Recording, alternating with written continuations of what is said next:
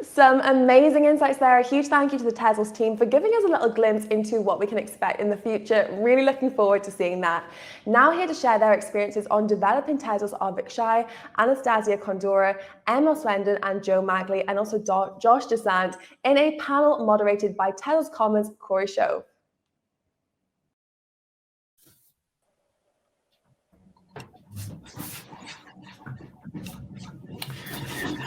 Everyone. Hi. Hello. Nice to see you all. I think we're still waiting on one person. I'm not sure if Joe is going to make it. But great to see you all. It's been a long time for some of you. Likewise. If we can just hop right into it. I'm Corey Soreff. I'm the executive director of the Tezos Commons Foundation. We handle a lot of different things from community to various dev integrations around the world. If each of you could just do a short introduction and share what you're working on, that'd be great. Hey everyone, I'm Emil Swenson, and I'm working on BakeBuddy, which is a GUI tool to make baking easier, basically.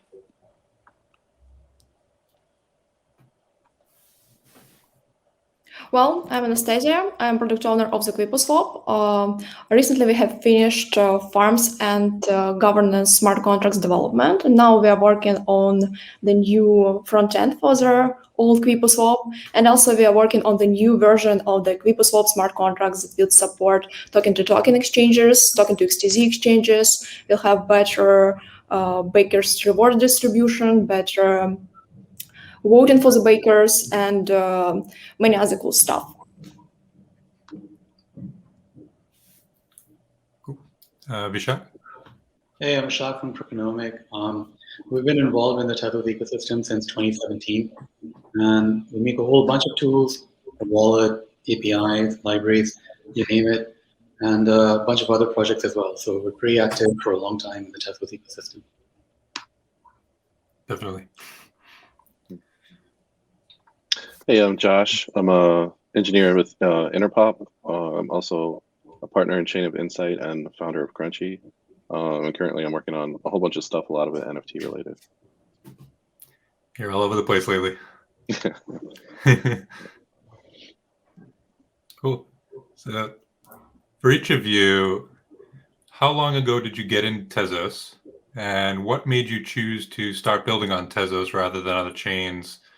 Whether it's something that made it more appealing as a developer or just any reason whatsoever. Yeah. Emil? Well, let me go first. Basically, compared to all of you, I'm a newcomer to Tezos, a very recent one. I came, so what attracted me actually was the drama of everything going on back in late 2019. I looked at all the arguments, and from there, I just kind of followed the path back to, why Tezos is actually the L1 that's going to win everything. So then shortly after, I started the Baking Benjamin's Baker, and I've been building on Tezos ever since. I remember when you came in, but so yeah, it was a little later, and you definitely became a very fast, eager participant in the ecosystem. Always around helping everyone. Appreciate that.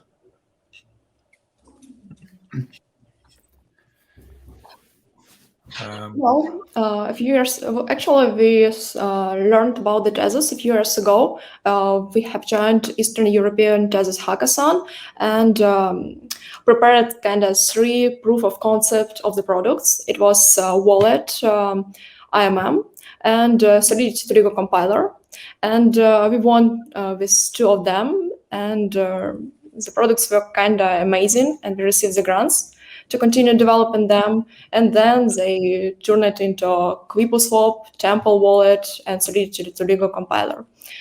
And as for the appealing stuff for the developers, it's definitely the MakerSon, the language of the smart contracts, because it's kind of makes us feel safer because it's typed language and is designed for formal verification. So yeah, it's a big one compared to using Solidity or Ethereum yep. in general. Yeah, like I said, we started in 2017, and at that time, on-chain governance was just a sort of promise, but there were really acrimonious wars going on at that time. So it was especially alluring as an idea back then.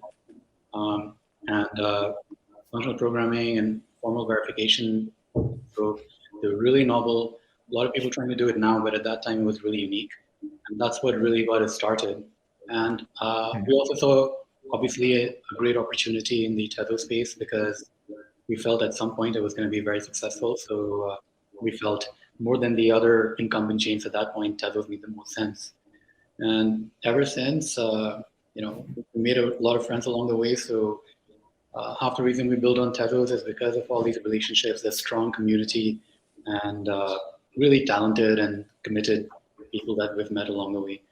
And it's 2021 now. It's a really different situation than 2017, 2018.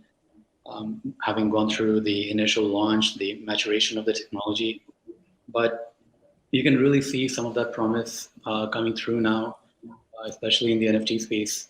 So it's become so hard to track all the projects that are happening on Tezos. So again, I can give you a lot of ideological reasons, but opportunity. Yeah, for so long we were this small, close-knit community, and everybody knew each other. And basically, this year, really, largely due to the NFT rush, the community just exploded, which is a good thing. Can't keep up. Yeah.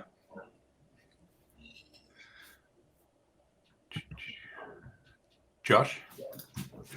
Yeah, so I'm relatively new to Tezos. But before this, I was on like a crypto puzzle solving team, and we kind of did some Ethereum hackathons. And then we got invited to do a Tezos hackathon around late 2019, early 2020. And we did that, and we won a prize in that. And so we just kind of kept going and did some more Tezos hackathons. And then, I got talking to some of the people at TQ.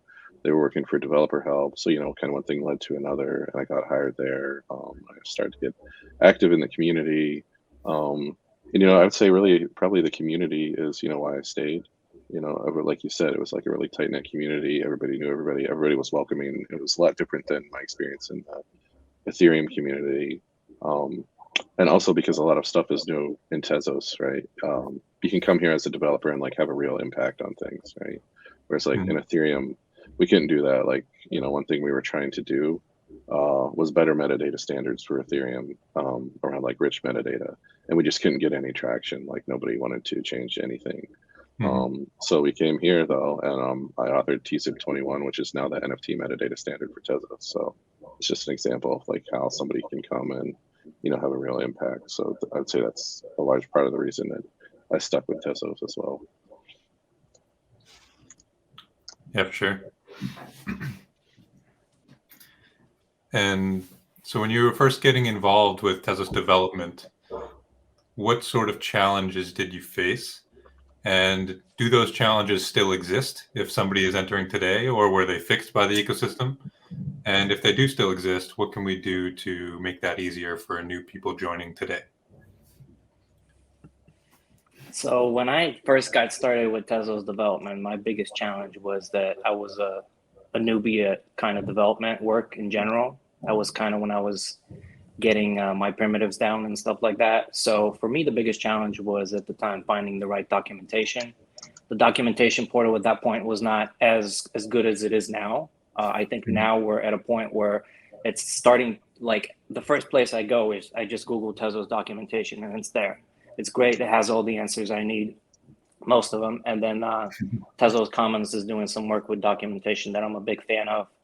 And, this for me is still the biggest challenge. A lot of people are still under the impression that it's hard to find documentation and resources for Tezos. But once, I help them and other people help them, they get sorted out and there's usually no problems. Then technically speaking, the biggest challenge for me, especially in BakeBuddy development, is relying on my own RPC node for certain things. Unfortunately, those have to be gotten from the explorers.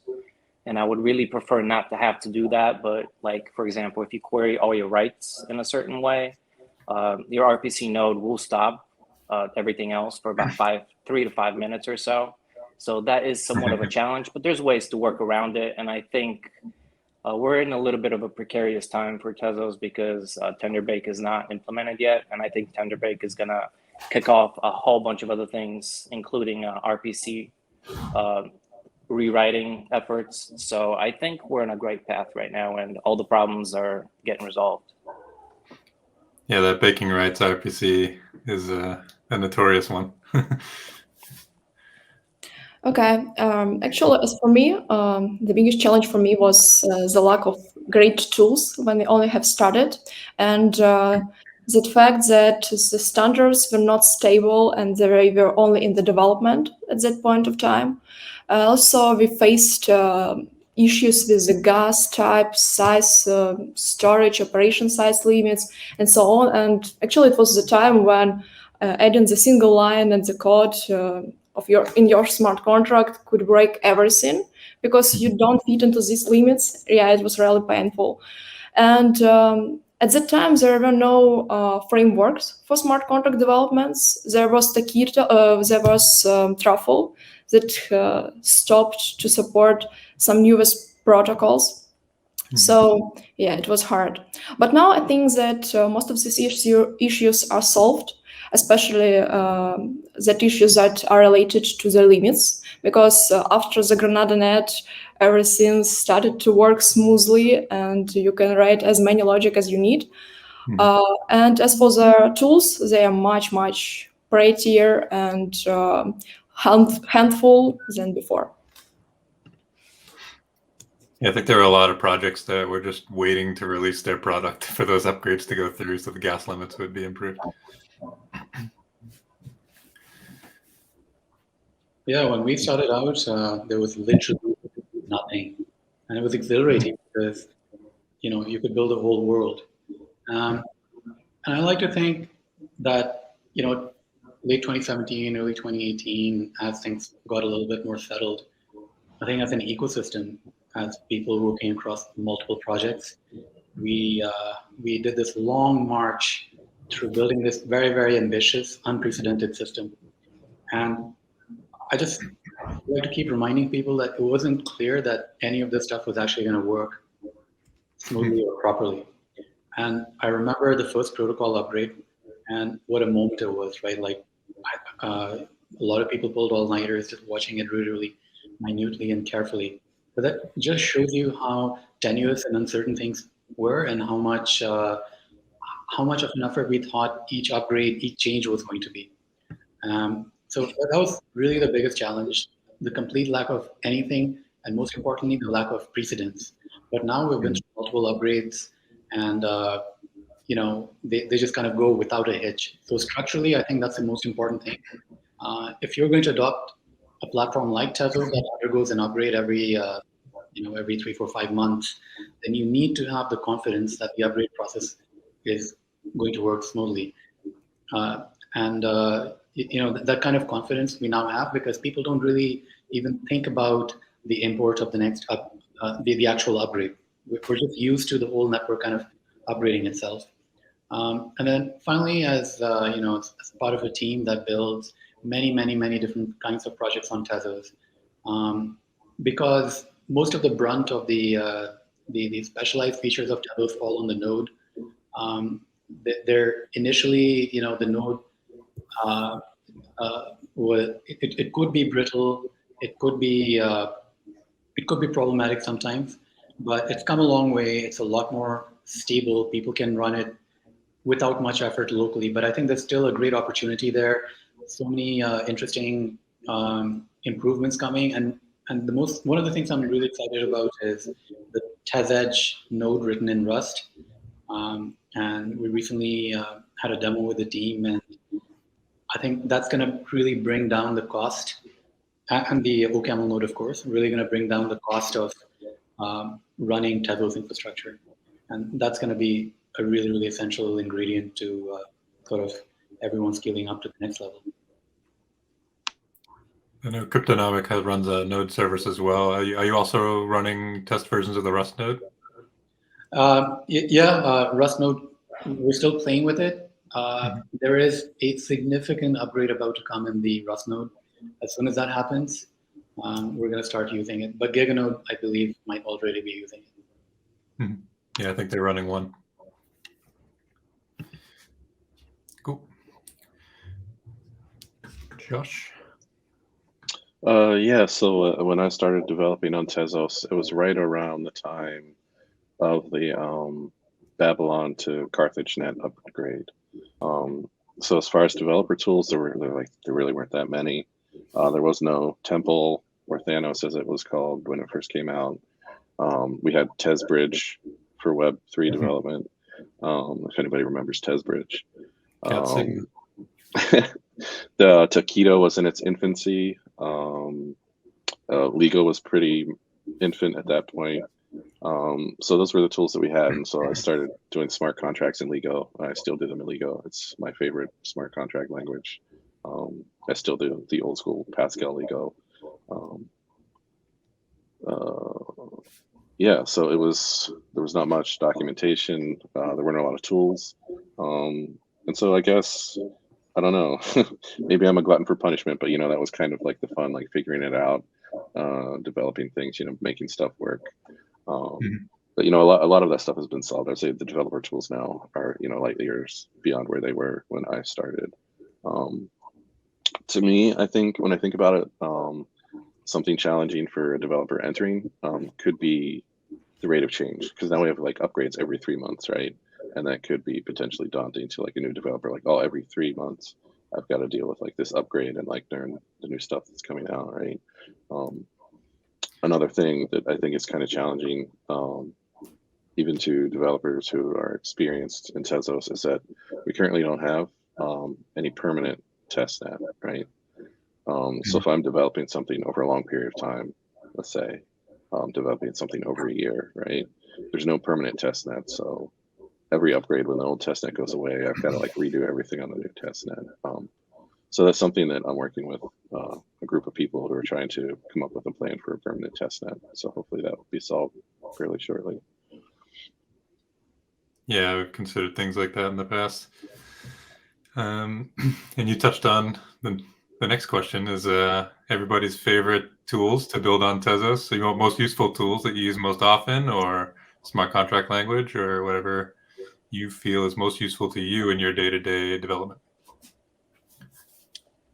So I guess I don't do a lot of conventional Tezos development in the smart contract end, but my favorite tool for the basic stuff that I do is Taquito and SmartPy, because it's simple. I can just write very simple logic that I do know how to write on there. Then as far as my favorite Tezos tool at this time is actually Tezos Node, Tezos Client, Tezos Admin Client, because these are the tools that I use to interact with the GUI portion of the BakeBuddy tool. But I am definitely looking into exploring more smart contract stuff, because that's where the fun stuff is too. Cool. Well, actually, as a smart contract developer, for me to better look at this question from the smart contract perspective. So for me, the favorite language is Lego. It's really convenient to use. It's dev-friendly, and I like the team that develops it quickly and reflects the changes in the protocol quite just after they appear. Yeah, and of course there are some issues with warnings and so on, but they are minor, and with each new release it becomes better and better.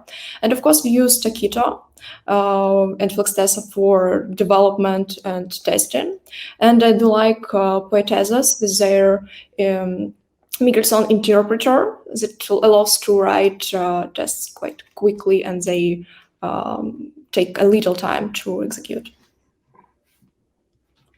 Have you also tried writing in SmartPy? Yeah, but I can't say that I like it. Yeah, everyone has their own preference. Yep. So we got one SmartPy and 2 Lego so far, I think. Yeah, gotta side with SmartPy on this one. Everyone in our company, not that Lego isn't great, but we just love working in SmartPy.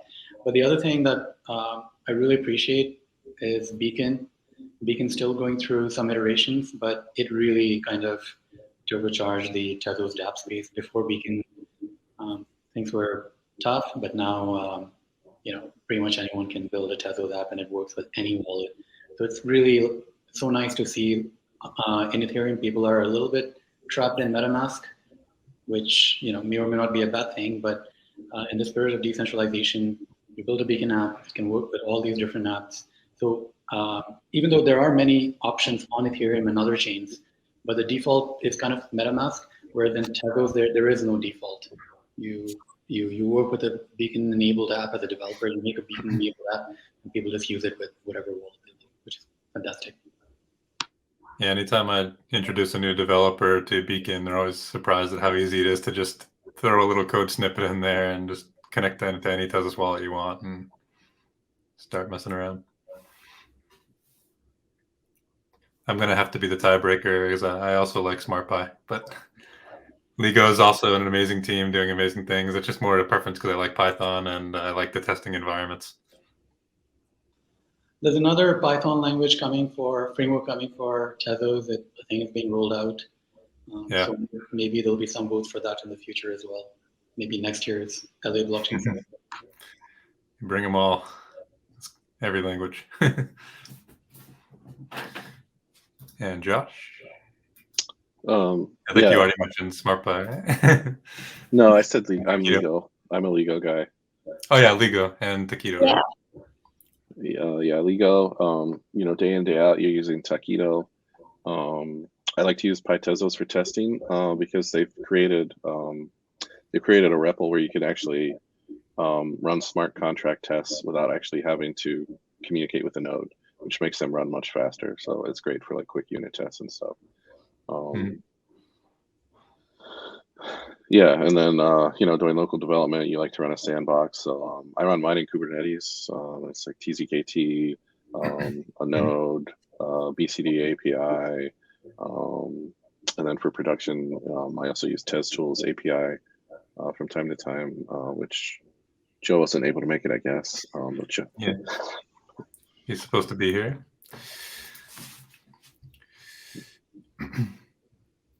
Right. What are you most looking forward to in the Tezos ecosystem?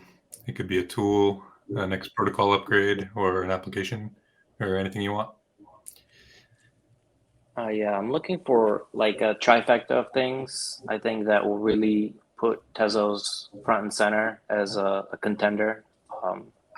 And the number one thing is Tenderbake. We need to have a successful Tenderbake migration, and we need to get at some point those finality times sub 10 seconds for a lot of different applications. And then on the DeFi end, we need a couple of pieces still. For me, lending platforms, really important. And flash loans, also super important. And then I think from there, it'll just blossom. As for me, I'm waiting for the next protocol upgrade, Heroku, because it will bring in view methods, because it's really painful from the smart contract perspective to, use callbacks to read some data from another contract and receive it. And, it actually creates some attack vectors and so on. As for the RDPs, I absolutely agree. We definitely need lending protocol. And actually, Madfish builds one of them building one of them called Upana, but I'm not sure that it will be soon. Also, I think that we need some tools for security. I mean, some static analyzers or whatever to make checks easier. And I guess that's it. Totally agree on the lending platform. We're also working on one. And the smart contracts on testnet already, the UI is being worked on. And obviously, it's great to have multiple lending platforms. But in general, like if we zoom out, for me, the most important thing long-term has always been something that's unique to Tezos. So a lot of the applications and tools we have, they mirror stuff that is already tested on other chains. But given sort of the unique characteristics of Tezos, I can't, if I could tell you guys exactly what I was looking for, then it would be done by now. but I'm still looking for the thing that is Tezos native, comes first on Tezos, it's widely successful, it takes advantage of at least one of the 3 or 4 USPs of Tezos, and especially if it's something related to governance, right? If someone puts in a protocol level feature that enables a unique application, then that would be really huge for me. So one small example is time locks are being introduced in the upcoming protocol. And that makes it possible to do some sort of unprecedented applications that would be really, really hard to do on other chains, if not impossible. So that's kind of getting there. But again, I'm not giving you a great answer, but I think we're on the cusp of something that's going to be Tezos first and then rapidly copied across other chains.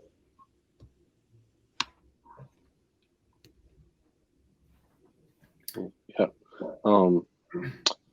As a developer or a contract developer, I'm most looking forward to the constants that are coming in the upcoming upgrade. Although I think it will be kind of interesting to see how that plays out, because I believe anybody can create any constant and name it whatever they want. So it's going to be interesting to see what collaboration there is, or if people are just going to like mad dash to take like the common names for things, and like how that's going to turn out. But I think like a suite of library of like common functions that people can use, it's going to be big for contract developers. And hopefully we play nice with each other when we create these. Come up with some standard ways to name them so that we're not stepping on each other. But yeah. Myself, in addition to Tenderbake, of course, I also want to get those finality times down. Your own team, Josh, well, Interpop anyway. I'm looking forward to Emergence finally coming out. Gaming is one of my biggest things. So I think blockchain can really push forward. And hopefully Emergence comes soon and we can play it. Yeah, we're working on it. It's looking good. It should be a lot of fun. There's a lot of interest in it. We're dropping cards every week and people are buying them up. So yeah, super excited for it. Me too. If you could build anything that you're not already working on, what would it be? I would say, just because of what I do generally in Tezos, which is a lot of Discord, Telegram stuff, the next thing that I will probably start building is Discord and Telegram bots that kind of do everything and make the the social interaction for like just everyday stuff, drops, giveaways, tipping, stuff like that. Just make it all work together so that we can also have some 30,000, 50,000 person Discords that are just doing Tezos all day. That's kind of what we're just starting to see now form, and it's really interesting to see. I think there will be an upcoming Tezos boom in the socials, and that's kind of what I want to build up next. There's also a lot of desire to do verifications at the Discord level to connect addresses to a Discord user. Exactly, yeah. That'll be huge for us. Actually, there are two things that pop up in my mind. First of them is Oracle's network, something like Chainlink configuration that would send random numbers, true random numbers, or prices, or some custom data to the chain. And the second thing is bridges to some UVM-based blockchains or Solana. Of course, I know that there is a wrap protocol, but it only works with Ethereum, and there are more chains to explore and to link to the Tezos. I think they were integrating a few other chains, but I'm not sure when the ETAs are. I mean, I could talk about this for an hour, but 3 things in real brief that I would love to build if we ever have the time. One is, so I used to work in finance for many years, so I did derivatives on Wall Street, and there's a big disruption possibility using formal verification, using some of the features of Tezos to build truly compositional finance that works sort of both in the DeFi and the normie finance domain. So that would be lovely to do, a bit distinct from DeFi, compositional finance. Another would be sort of really turbocharging NFTs, having a more decentralized version of NFTs where NFTs are sort of minted directly from the wallet. Discovery it also happens within the wallet. You don't need to use an intermediary. You don't need to pay commissions at all. Like you should, as a creator, you should be able to fully operate within the wallet. You should be unshutdownable. And the third thing is, I really love to work on something that allows sort of global collaboration as a protocol feature. So like kind of build DAOs into the protocol itself. Because Tezos was originally and still supposed to be a digital commonwealth. So facilitating the commonwealth, I think, is really important. Sure.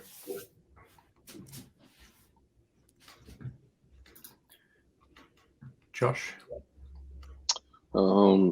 Yeah, I mean, this is a tough one to answer. I'm already working on so much stuff, and there's so much stuff that could be worked on. It's so hard. I have like ideas for like NFTs. Like I have this one idea that probably will never come to fruition, but is to create NFTs that represent blocks of time, and auction them off, and then you get your block of time, and you can do whatever with that you want, and like like have a mobile app where people can record videos and upload them, and then there's just like this whole wall of like this linear time of like NFTs that people own different blocks of time, and have different like videos in them, and so then you can play it as like one whole like streaming video, so like 24 hours in a day maybe, and everybody like puts their video together, and you can like play that as like one continuous video. That's one idea. It would also be fun for like a written story. Yeah. And I have this idea for this game where you create a room, and like each room is an NFT, and then you can connect them to other people's rooms, and then so like everybody together kind of builds this like world, turns into this like big world, and then it can have like an economy within it and stuff. So like, I mean, I've got tons of like these ideas, but no time to do them. So probably will never see any of these. But if anybody hears this and wants to take it and run, feel free.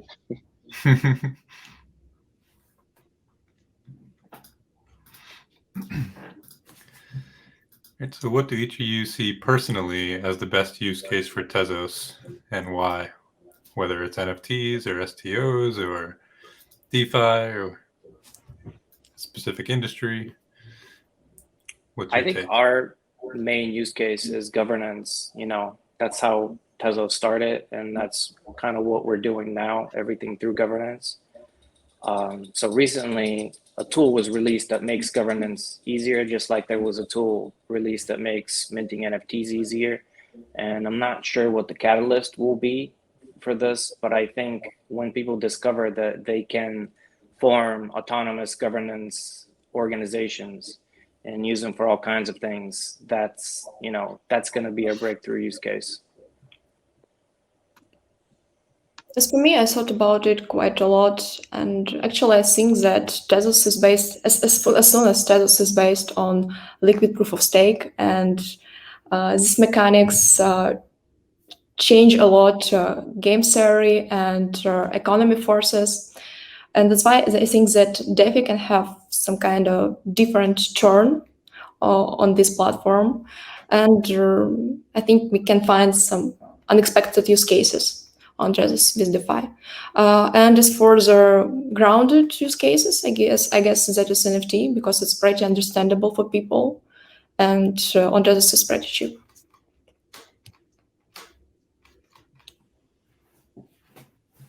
Agree with everything said so far.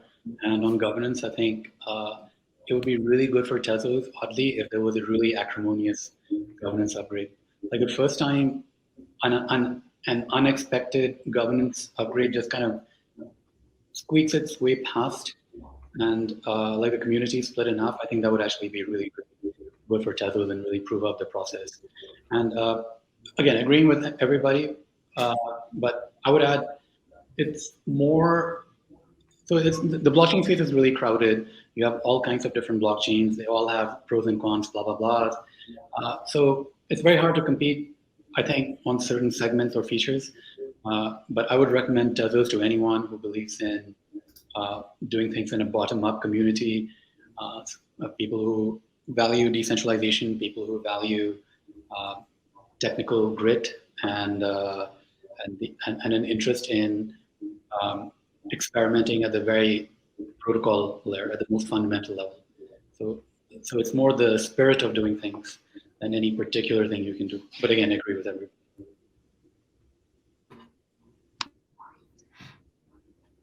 Yeah, I definitely agree with all that. And I just kind of want to reiterate, the grassroots thing, kind of like the bottom up, right? A lot of chains, they don't have necessarily the tech behind them, but they've got the marketing and the hype, whereas we've got the tech, and so as a developer, it makes me proud to work on Tezos, work on great tech, and there's a lot of great minds in Tezos. So yeah, in addition to everything that was said, yeah, that's just what I want to point out is, all of the great developers and the great minds and everybody, working on everything. So, yeah. Mm-hmm. Speaking of great minds, out of all of our competitors, who do you think is the biggest competitor for Tezos on a technology level as a protocol? And in your opinion, where can Tezos improve to better compete with them? I think we don't really have any other competitors. We have partners. We have testnets that are doing their own great things in the centralized matter sometimes. And that actually results in some great tech that maybe later we can adopt.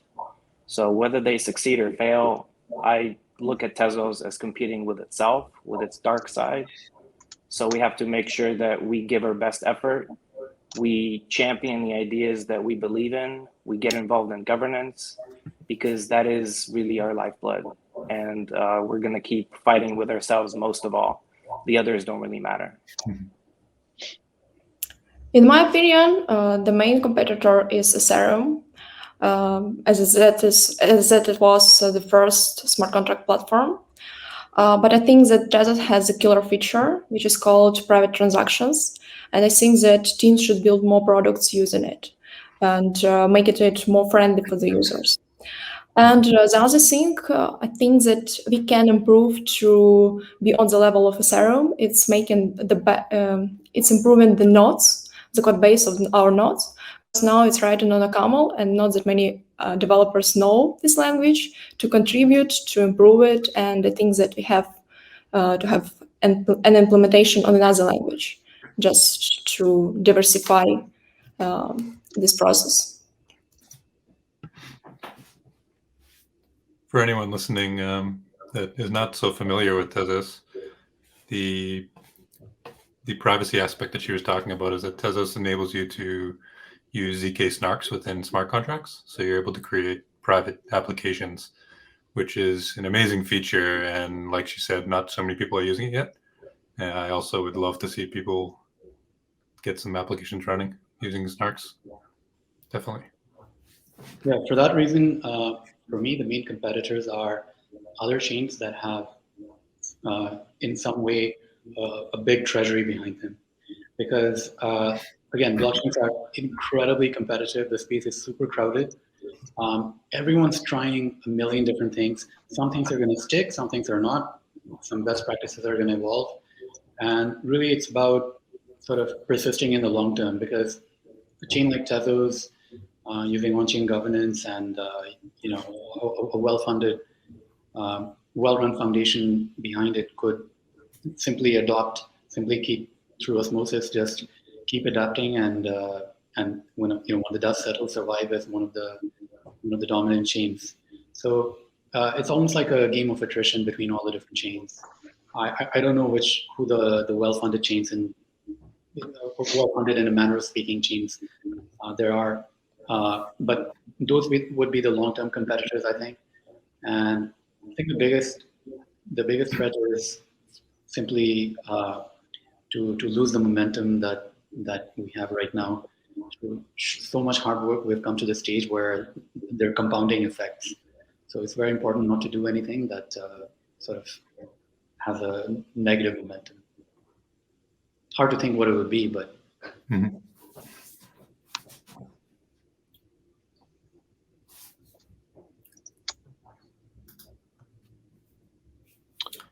Yeah, I don't know that I'm going to name any specific chain, but I think, you know, a competitor is going to be whoever can attract, right, the most talent, right, the most developer talent, right, whoever can attract the liquidity, right.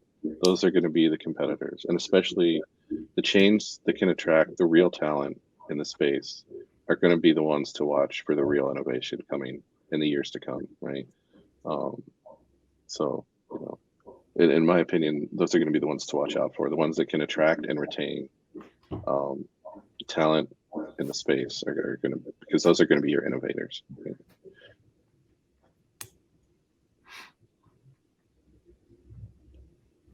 Yeah, definitely. There's a lot of hype in this industry, but it's probably only a handful of chains that are actually getting a lot of actual dev traction.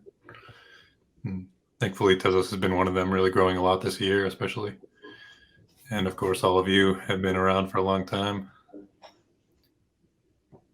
And we've had a very good dev community from the start, and that's part of why I'm here as well.